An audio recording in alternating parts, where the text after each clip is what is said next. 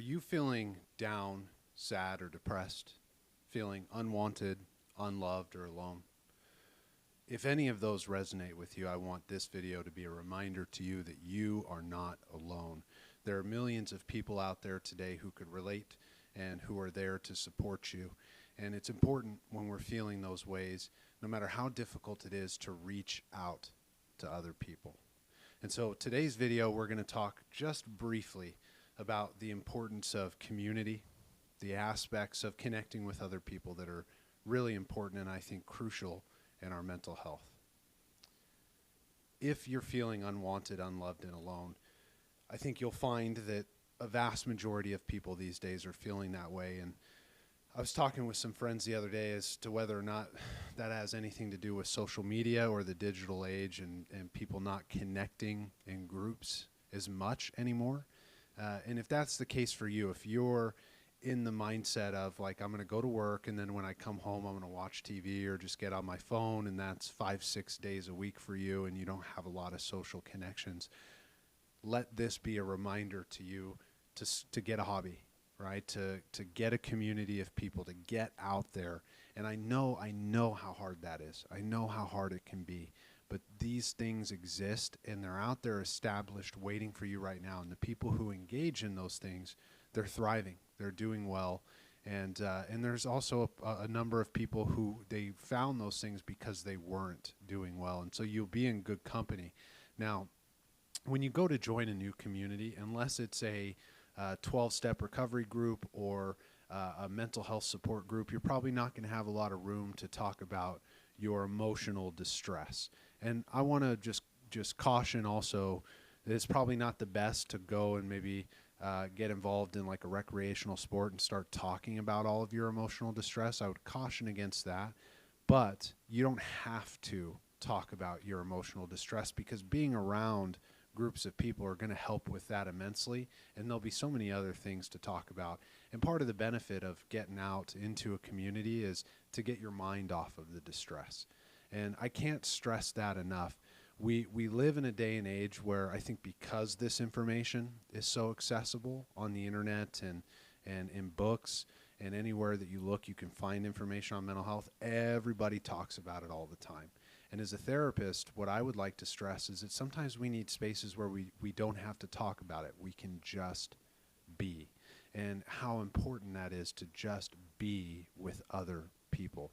So some really crucial ways you can do that if you got family members around, is to invite them over for meals, go to their house for meals, go and see a movie with them, get out on the town and do something with family members.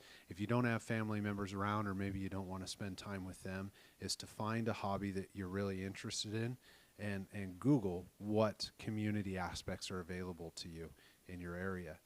If you're beyond a point of like, I just need people and I'm actually really in distress, I would really highly recommend that you find a support group in your area, whether it's paid or free. There are millions of them out there, and get involved in a small group where you can talk through the distress uniquely that you're experiencing. I have clients that have obsessive compulsive disorders. They have support groups for that. I have clients who have bipolar disorders. They're in support groups for that. I have clients who have eating disorders. They're in support groups for that. I have clients who are struggling with substance use. Well, they have 12-step groups for that. I have friends and family members of alcoholics on my clinical caseload, and they go to Al-Anon or Codependent Anonymous. There are support groups out there waiting for you, and I don't know if there's a whole lot of information out there that just says simply get involved with people. And so as a clinician, I'll tell you, over my 12 years experience, the ones on my caseload, the clients on my caseload who do really well are thriving in community. They're engaged with other people and they're putting themselves out there. And man, it can be really hard to do that. I've got clients who really struggle to connect with people. And I've met a lot of people like that. And in my own ways, I've struggled with those kind of things. But I'll tell you, there's nothing more important than getting yourself out there and connecting with people in a community and being around like-minded people who enjoy having you there. And I promise you this, no matter how introverted you think you are, how introverted you actually are, how extroverted you think you are, or how extroverted you actually are, people will want you there if you go to engage, because that's how those things work. Without people, then there's no reason to get together, right? So get yourself out there and have a good time. And I'll put it like this. Why is it so important to be a part of a community? Well, we have basic needs as human beings. And we know the three major ones: food, water, shelter.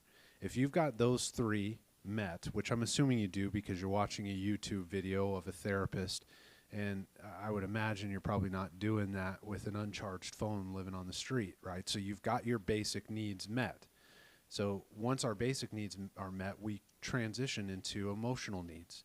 And at the top of emotional needs of that hierarchy, the top two are companionship and community. So if you don't have companionship, what a better way to find companionship than to go be a part of a community, and maybe through those shared interests find someone that you connect with in those ways. But before you get to companionship, thank goodness that there's community, people where there's no pressure, right, other than to have a good time and to get around other people. Some of my favorites, right, and I know these are a bit targeted, but in today's culture, I don't think they're as abstract. I think there's a ton of people who need these programs, and those are 12-step programs, right? Alcoholics Anonymous, Narcotics Anonymous for people struggling with substances, Al-Anon for friends and family members of alcoholics. And if we were to just stop there with those three community programs, I think we would hit a vast majority of the population who would qualify for those programs. But I'll also share this, is those programs are not for people who need it. They're programs for people who want support. They're programs for people who want community. Those are programs for people who want answers to their struggles. If you're not wanting to approach those things, or you feel like, hey, I don't think I would qualify for those things, then a simple Google search, I do this with my clients all the time, I'll literally have them pull up on the computer, support groups near me, all right, or recreational sports and community near me, or board game groups near me, right? Google is a wonderful tool. It's a wonderful place to find groups of people that are doing things that you enjoy.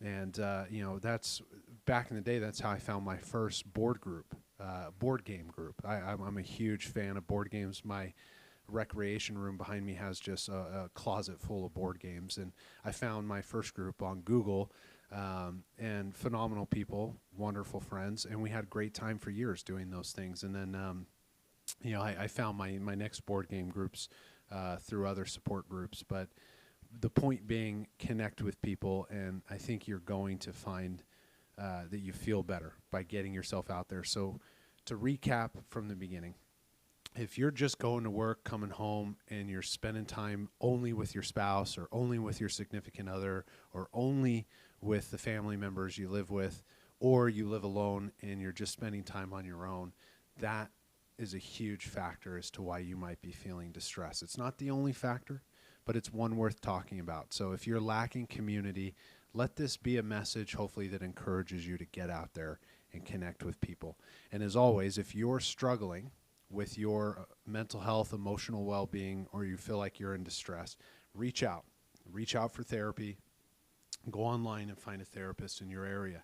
If you're struggling with substances, find a 12-step meeting. They're free.